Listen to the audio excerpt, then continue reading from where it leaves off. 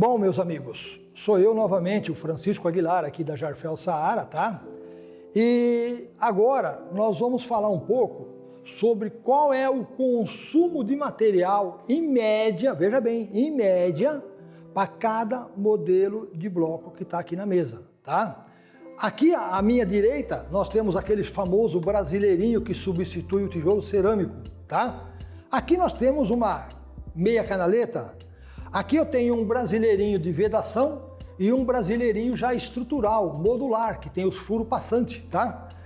Aqui, por exemplo, eu tenho uma canaleta em J, tá? Que é usado para apoiar laje, tá? O famoso bloco de 10, que na verdade não tem nada de 10, ele tem 90 por 190 por 390, ele pode ter 2 furos, pode ter 3 furos, ele pode ter fundo ou não ter fundo. Um outro bloco muito usado é o bloco de 14 por 19 por 39, com 2 furos ou 3 furos, com fundo, sem fundo. E os blocos de 20, que pode ser tanto vedação para fazer um galpão, como estrutural para fazer uma grande construção. Bom, vamos focar em alguma coisa que pode ser muito importante para você, conforme a tabela que está disponível na nossa página em www.jarfel.com.br, tá? Ali nós temos uma tabela de materiais e consumo e você pode inclusive depois recorrer à nossa página como orientação, tá? Bom, o bloco mais vendido hoje praticamente em todo o Norte e Nordeste é o famoso bloco de 10, que é o bloco de 90 por 190 por 390. Segundo os nossos cálculos da tabela, eu gasto em média 4,5 metros de material para fabricar 1000 peças. Sempre eu vou estar falando em 1000 unidades, 1 milheiro de peça. Tanto faz ser desse bloco, desse, qualquer um deles. É sempre 1 milheiro. Então aqui nós temos em média 4,5 metros. Aí outro dia conversando com um cliente, ele me falou, mas eu gasto só 4. Sim, a sua parede era mais fina. Se a parede é mais fina, diminui. Mas também, se a parede for mais grossa do que essa, você pode gastar 5 metros. A média não quer dizer que seja a realidade sua, por isso que é muito importante você discutir com o vendedor técnico na hora qual é a espessura da parede que você vai encomendar a sua forma. Veja bem, aqui nós temos um brasileirinho, vedação, parede fina, 16 milímetros. Aqui nós já temos um brasileirinho estrutural, parede grossa, 22 milímetros. 16 para 22, gente, é 30% a mais de material, não é mixaria. Então, se por um acaso nesse daqui eu gasto 2,5 metros de material, nesse daqui eu já estou gastando quase 3,5. Praticamente aumenta 1 metro cúbico de material para fabricar o mesmo bloco. E muitas vezes, por ser um bloco estrutural, tem que trabalhar com traço mais forte de cimento. Consequentemente, vai gastar mais cimento. Vamos voltar aqui ao nosso bloco de 90 por 190 por 390. O que é normal na nossa tabela, tá? Dessa composição dele é um traço chamado 12:1, 4 de pedrisco, 4 de pó de pedra, 4 de areia para uma lata de cimento, que representa um consumo de 10 sacos de cimento por milheiro. Veja bem, 10 sacos de cimento por milheiro, tá? Pode cair para 9, como pode ir para 11 e chegar até 12 se a parede for muito grossa. Então por aqui, olha, você consegue montar o custo. Você sabe que usa 6 metros de material, você pega, vamos dar um exemplo, 6 metros de material a R$100 são 600. 12 sacos de cimento, tá? Vou exagerar, na verdade é 10, vamos pôr 10, vai. 10 sacos de cimento a 30 são 300, com 600 são 900. Mais a mão de obra, vamos falar que você tem um custo de R$900 por dia e faz 3 milheiros, são 300 conto. Com 900 são 1.200 de custo, para vender ele por 1.800 a R$2.000. Então você tem um lucro bom. Agora, cada região tem o seu preço de custo de matéria-prima e o seu preço de venda de bloco. Você que monte agora, sabendo dessa quantidade de consumo, quanto custa o bloco para você. Lógico que depois, mais para frente, nós vamos montar o custo de cada milheiro de bloco para que você entenda isso. Já aqui no bloco de 14 por 19 por 39, esse bloco, segundo a nossa tabela, nós trabalhando com um traço de 12:1, nós vamos trabalhar com 6 metros cúbicos de material. Veja bem, esse era 4, esse é 6 metros cúbicos de material, tá? Para fazer um milheiro. Só que no saco de cimento, nós vamos estar gastando de 13 sacos em média de cimento. Olha bem, o outro nós falávamos em 10, esse daqui tem 30% a mais, 13 sacos de cimento, que pode cair para 12, mas também pode chegar a 14, 15 sacos, de acordo com a espessura da parede, tá? E da sua mistura, tá? Agora, se você por um acaso for fabricar aqui o bloco, nesse caso aqui, com traço de bloco à vista, que é o chamado 9:1, olha o que você vai gastar nesse bloco de 14, tá? Você vai gastar 16 sacos de cimento, tá? E a espessura da parede é a mesma, só aumenta a quantia de cimento. Então, de 13 sacos, ele vai para 16 sacos de cimento. Então, ao invés de fazer um traço de 12:1, você passa a fazer um traço de 9:1, tá? Já naquele bloco anterior, que é o bloco de 9, tá?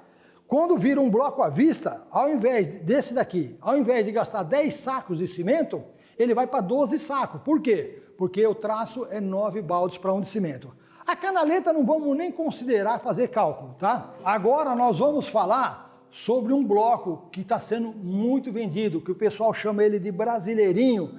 Ele substitui o tijolo cerâmico. Dá uma olhadinha, olha, tijolo cerâmico, mesma largura, mesma altura, tá? E mesmo comprimento, com 4 ou com 2 furos. Você escolhe na hora de fabricar. É óbvio que o mais usado é o de 2 furos, porque quando você coloca em pé, ele forma microcolunas para você poder pôr uma barrinha de ferro, formar concreto, passar um fio elétrico, passar um cano d'água, sem ter que cortar a parede. Já nesse daqui você não consegue passar um cano, não consegue passar nada. Então o mais usado é esse, tá? Com 2 furos, tá? Mas vamos falar quanto que gasta de material para fabricar 1000 peças dessas, segundo os cálculos que nós temos aqui, com 2 furos, 9, tá? Por 19 por 19. De 2 até 2,5 metros de material. Você fala, mas por que de 2 até 2,5 metros? É 20% de diferença. Sim, a sua parede é uma parede de 12,5 milímetros, é uma parede de 16 ou é uma parede de 19. Ela pode chegar até 3 metros de material. Por quê?